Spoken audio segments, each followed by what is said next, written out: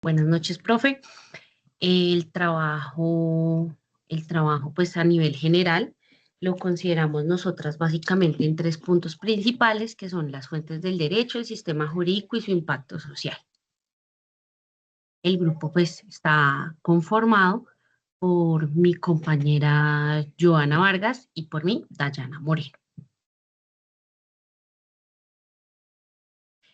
Entonces, bueno, las fuentes del derecho. Entonces, el término fuente en un sentido jurídico, se entiende como el origen del funcionamiento de la jurisdicción del derecho o de la justificación del derecho. También se define como los elementos o los actos o las formas mediante las cuales se justifican las normas jurídicas. De acuerdo pues a la lectura que nosotras utilizamos para guiarnos, tenemos dos tipos de clasificaciones principales en las fuentes del derecho. Tenemos las fuentes materiales y las fuentes de derecho formales. Las fuentes materiales, entonces, también tienen pues como una subdivisión, que son las de factores de significación fáctica y las de significación ideal. Por otra parte, están las fuentes formales del derecho. Bueno, buenas noches, profe. En cuanto al rol de las fuentes del derecho en la sociedad, las fuentes de derecho permiten la creación, interpretación y aplicación de normas que regulan la convivencia social. ¿Qué normas o cuáles son estas normas que permiten esa convivencia? Entonces está la ley, que son las normas creadas por el Estado, la jurisprudencia, que son las decisiones que toman los jueces y magistrados, la costumbre, que son las prácticas sociales que se van generando de manera repetitiva, obviamente cumpliendo pues unas reglas básicas, que es como que no atenten, esas costumbres no atenten contra la persona o contra las personas.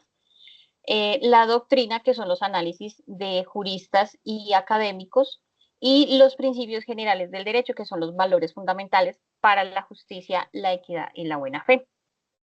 En instituciones como el Congreso de la República, la Corte Constitucional, la Corte Suprema de Justicia, participan en la interpretación de estas normas. Unos ejemplos de ellos en cuanto a esa participación son las regulaciones que hacen sobre la protección de los datos personales en Internet, las decisiones judiciales sobre los derechos de las comunidades y las minorías, y las costumbres comerciales que influyen en la forma de realizar esos contratos. Bueno, continuando con la temática, en la presentación como tal de la temática, tenemos la diferencia entre el hecho y el acto jurídico. Entonces, un hecho jurídico es todo acontecimiento natural o humano que se produce, o sea, que produce consecuencias jurídicas en cierto punto, pero que no necesariamente necesita la intervención de ellas para que se produzcan.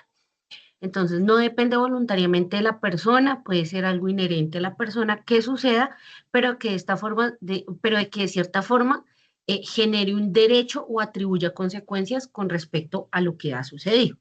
Las principales características, pues, es que pueden ser de un ser natural en la que no necesita la intervención humana o puede ser humana sin que se intervenga sin que se tenga intervención jurídica, puede producir efectos jurídicos, pero no automáticamente y todos son por mandato de la ley. A diferencia de un acto jurídico es toda actitud o manifestación voluntaria de una persona en cuanto a que se produzcan efectos jurídicos y que estos efectos tengan cierto reconocimiento en un ordenamiento jurídico. O sea, que exista voluntad de dos partes o de las partes que estén involucradas y que se validen los efectos frente a ese acto jurídico. Las principales consecuencias son, pues, primero, que es un tema que es voluntario, ya sea de la persona que crea la necesidad o de las personas que necesitan hacerlo. Es un acto que se puede modificar, en cierto punto extinguir, de acuerdo a los acuerdos a los que se hayan llegado y que tiene ciertas obligaciones que se tienen que cumplir de los dos lados. Sí o sí, a diferencia de de un hecho jurídico, un acto jurídico sí tiene que ser reconocido por la ley. Bueno, Los hechos y actos jurídicos, como lo dice mi compañera Dayana, genera efectos legales que influyen en la vida cotidiana y en las relaciones sociales y económicas, pues, de las personas. Otro ejemplo, como lo que estaba diciendo, en hechos jurídicos es un accidente de tránsito. Este genera responsabilidad civil. ¿Por qué se considera hecho? Porque no fue por voluntad de las personas involucradas en ese accidente. En acto jurídico, ejemplos actuales son la firma de un contrato, celebrar un contrato de arrendamiento. Esos son actos jurídicos porque interviene la voluntad de las partes o de las personas. De esta manera, el sistema jurídico regula estas situaciones para proteger a los ciudadanos, asegurar que las relaciones sociales y económicas se desarrollen de manera justa y ordenada.